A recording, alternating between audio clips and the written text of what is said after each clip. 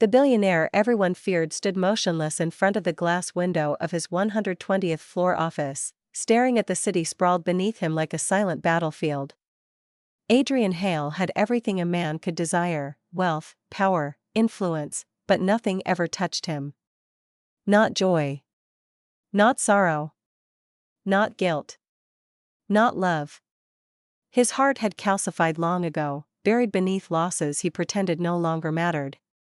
Employees whispered that Adrian felt nothing, absolutely nothing, not even when he fired people with the stroke of a pen or shut down companies without a second thought. But everything changed the day a little girl tugged the hem of his suit and said, with eyes full of trembling hope, "Sir, can I borrow my daddy back?" The question sliced through the air like lightning. Adrian blinked, unsure if he had heard correctly. Borrow my daddy? He turned and found a girl no older than 6, thin, shivering slightly, her clothes too worn for the glittering marble halls around her. Her hair was tied in 2 messy ponytails, her cheeks smudged with the faint gray of city dust. But it was her eyes, large, brown, and impossibly brave, that rooted him to the spot. I don't understand," Adrian said stiffly, something unfamiliar tightening in his chest. The girl gulped, holding onto a small plush bunny with one ear missing. "My daddy works here. Daniel Miller. They said you fired him today. But we need him. I need him. He's all I got." Her voice cracked. "So, can I just borrow him back? Please?" The hallway fell silent. His assistant froze mid-step. Even the elevators seemed to hold their breath, and for the first time in years, Adrian Hale felt something move inside him. Daniel Miller, a junior accountant who had just been dismissed due to a department downsizing, stood several meters away, pale and helpless as he watched his daughter speak to the most powerful man in the building. Sweat lined his temples.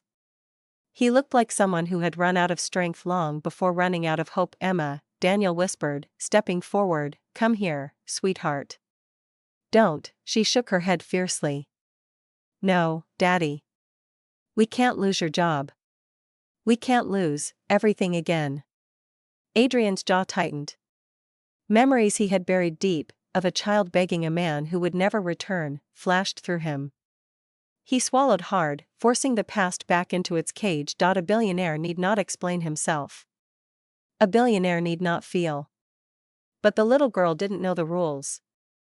And somehow, she shattered them. Adrian cleared his throat. "Your father lost his job because he did something wrong?" she asked quickly. Daniel lowered his head. "It's not that, Emma. It's just life." Her lower lip trembled. "But he's good. My daddy's good. Please don't take him away. Please don't take my home again. Please." Her voice wavered, and broke, and something inside Adrian finally cracked. He found himself kneeling, yes, kneeling, in front of the little girl, the marble cool beneath his knee. His staff stared, stunned. Adrian Hale didn't kneel for anyone. "What's your name?" he asked quietly. "Emma," she whispered. "Emma Miller." "Well, Emma," Adrian said, "tell me something." He forced his voice to stay steady. "Why do you need your daddy's job so much?" Emma clutched her bunny. "Because Mommy went to heaven last year. And Daddy works all the time to buy my medicine and food and books. But if he doesn't work here, we'll have to leave our home again. And Daddy will be sad again. And I don't want Daddy to be sad." Her tiny voice melted into a sob. Daniel's own eyes glossed with tears. "Emma, sweetheart," Adrian inhaled sharply. His throat burned.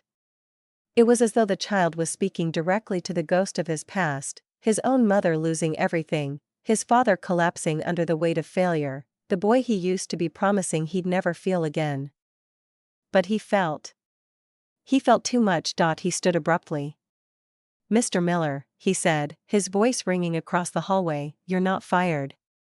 Gasps erupted. Daniel blinked in disbelief. "Yes, sir?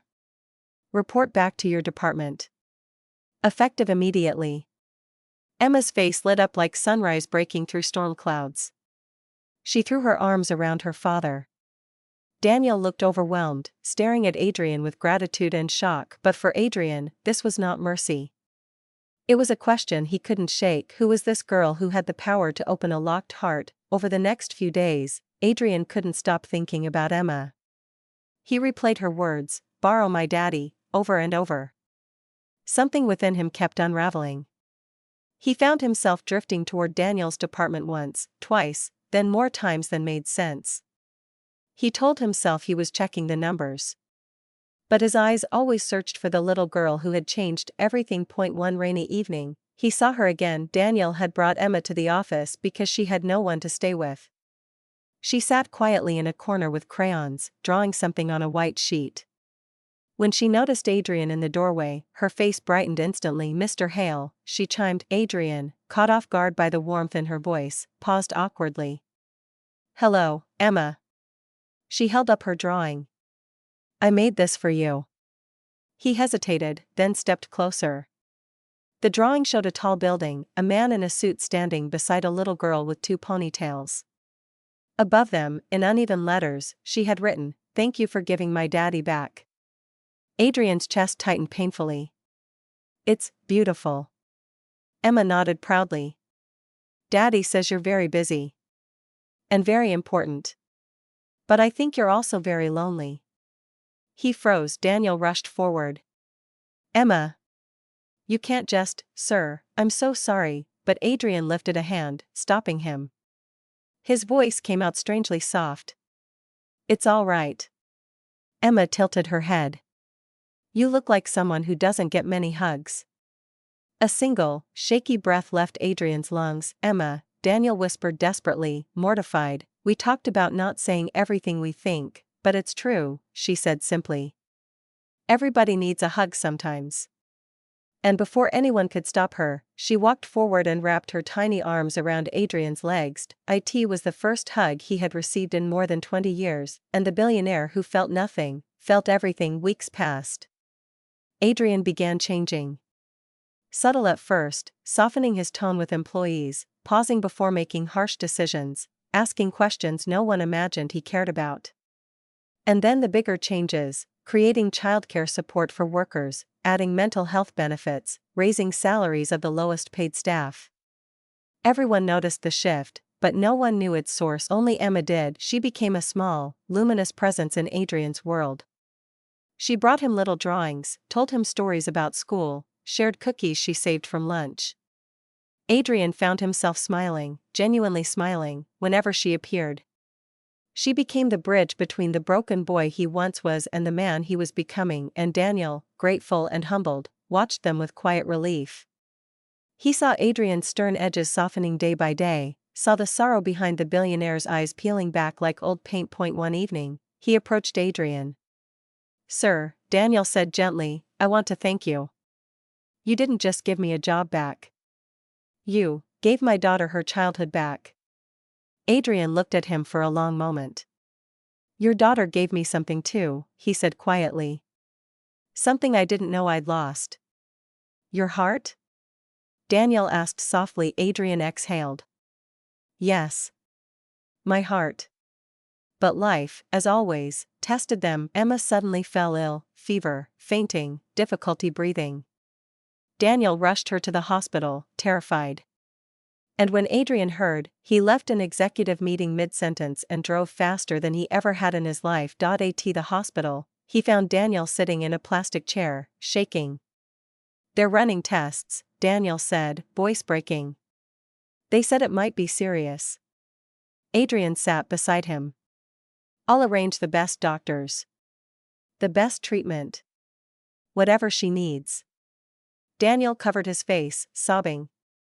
"Why her? She's just a child." Adrian placed a trembling hand on his shoulder. "Because life is cruel. But she's strong.